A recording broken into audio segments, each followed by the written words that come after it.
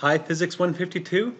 This week we're going to be doing some field mapping, and we're going to be using this Pasco conductive paper with some drawn patterns on it, patterns that are drawn in silver, even more conducting ink. So let me show you how it all gets set up. The first thing you have to do is take this power supply, it's a DC power supply, and hook it up to these electrodes. And we can choose whichever we want, but let's choose black to be that one, and red to be this one. Just hook them up here. We take these pins and we poke it through a place where we'll make a connection here. So some of this silver ink, and poke through. That's your red. And then make this one your black. So this will be your 0 volts down here. Okay, now we turn this on. I've got it on its lowest setting. We can then turn it up, and what I want to do is turn this up to be 25 volts, on plus 25 volts here, and 0 volts there. So in order to measure that, I need my voltmeter, handy dandy voltmeter, so I'll turn it on to 40 volt maximum. Now I got these, and so when I now connect this red to red and black to black, this shows that I've got 1.4 volts, so I got to turn this way up. That's a little hard for me to do it. What I'm going to actually do is take my ground and put it right in here. I'll just dial this until I get it up to 25. Way up here, 17, 18, 19. Okay, right about 25 volts. And so now, if I take this, touch one to this plate, one to this plate, I get about 25 volts across them, and it's true for hopefully any part of this plate. Yeah. So this is very conductive ink, and so I can measure that in volts. What I want to do now is measure different places. If I measure right here, 22.92 volts. If I measure right here, 21 volts. Right here, 17 volts. So what I want to do is map out the volts all over this entire sheet, always using the black 0 reference over here on the negative, what's called the negative plate. So that's the negative plate, this is the plus plate. So let's open up an Excel spreadsheet. So this is where I'm going to record electric potential measured at 2D positions. These are all going to be volts. We're working with a parallel plate, which the 25 volt plate is at x equals 11 centimeters. And the range of y goes from 4 centimeters up to about 15.5. And then the 0 volt plate is over here at x equals about 16.6 centimeters. And again, y stretches from 4 to 15.5. And so, yeah, so this is the trick. I'm going to actually just make sure that we're still at 25, which is kind of a little bit down. So let me just crank this up just a teeny bit. Okay, so that's at 25. So yeah, I'm just going to take this and map it out. So if we start at 0 and 20, right up there, we can see that the volts there is 21. I'm going to say 21.2. What about 0 and 0x? And we're going to just go down to 18. Oh boy, 21.4. And then 16, 21.6. And just keep on going like that. And, you know, get a little faster. And occasionally, I should always check the center, make sure it's still at 25 volts. And just go down the rows like that. Now I'm at 2 centimeters, 4 centimeters. So for every 2 centimeters, check 25, I'm getting a volt measurement for a 2 by 2 centimeter grid. And before you know it, almost done.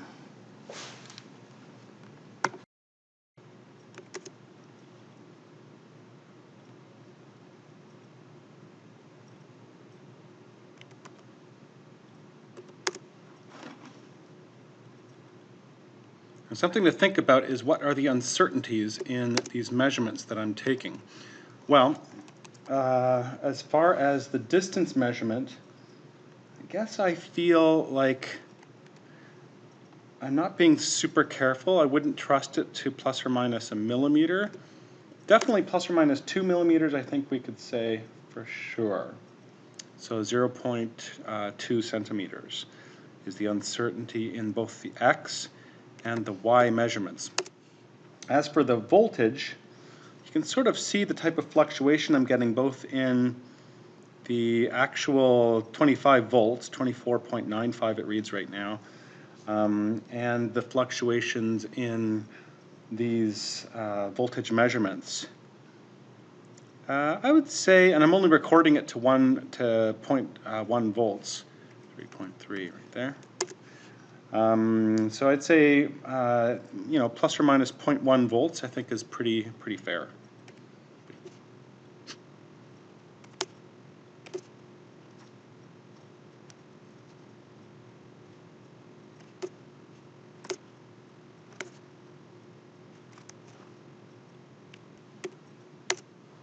Okay, done. Fantastic. Now, the only thing I have to do next is 2 more patterns. So one of the other patterns, well actually, let's turn this off first. One of the other patterns is the, it's a point charge that's surrounded by a circular Faraday cage. And plug that in here, I guess. I'm going to charge up the center to the plus, put the red wire on the center, and put the grounding wire on the circle. And I think what I'll do is I'll take more measurements, like I'll go down to the 1 centimeter grid when I get close to the point charge at the center. So you'll see some more data in the center there. And lastly, what I'll do is I'll do the dipole. So I'll charge one of these to plus, one to minus. And then when I get closer here to, again, to the central charges, I'll go to a 1 centimeter grid. Okay, so you now have the data that I've taken for 3 different patterns. And for each pattern, I have made a corresponding, not quite to scale, but close, PDF, which you can print out if you want, and then draw on each PDF. And it shows the right locations for all of these patterns. There's parallel plate capacitor, dipole, and point charge in a circular Faraday cage. Okay, so you have 3 jobs for each of these patterns to do this week.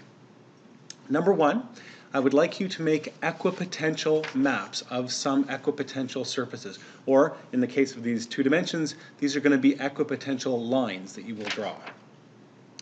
2, I would like you to draw electric field lines, so a collection of sort of electric field lines that represent the electric field for each of these patterns.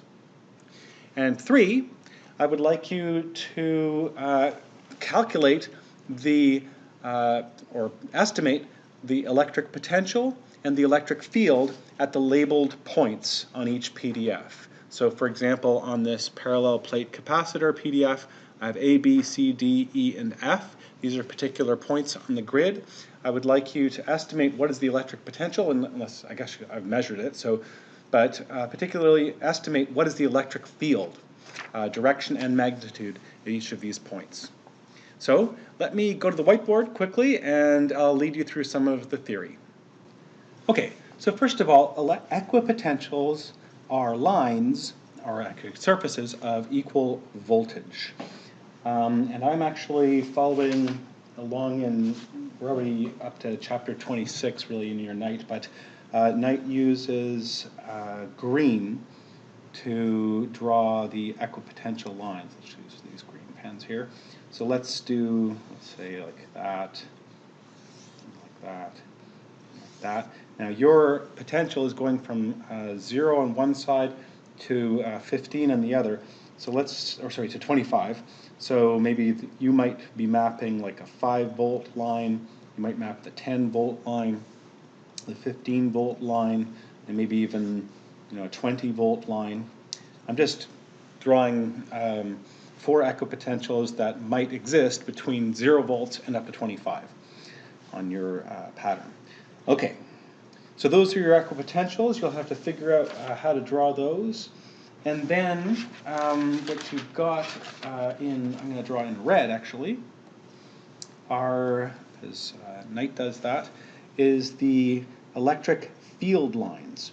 So I'm going to sketch these and I'll tell you how I'm doing it. This is E.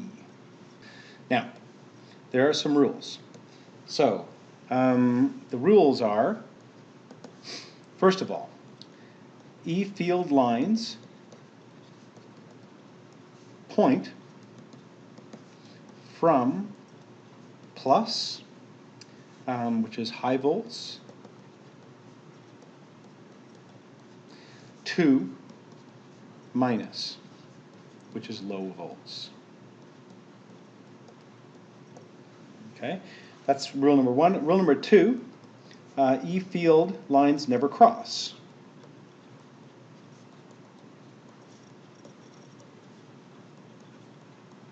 Okay, they can get closer together, further apart, depending on the magnitude, but they never cross. And lastly, last rule is that E field lines are always perpendicular